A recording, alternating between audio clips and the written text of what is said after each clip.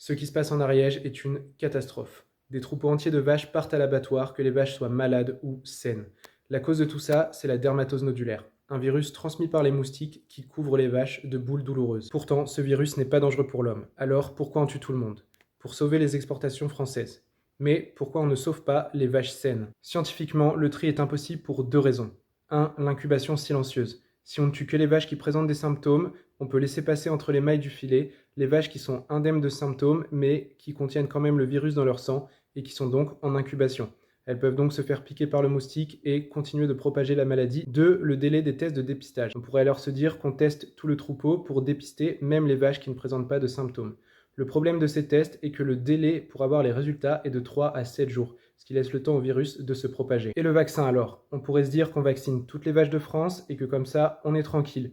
Mais la France, elle, a pris une autre décision. Elle préfère l'abattage systématique de toutes les vaches plutôt que de toutes les vacciner. Le problème, c'est que si on vaccine toutes les vaches de France, la France perd un label sanitaire qui va donc limiter très fortement ses exportations. La France préfère donc abattre tous les troupeaux pour préserver son économie. C'est un choix discutable, alors je vous laisse débattre en commentaire.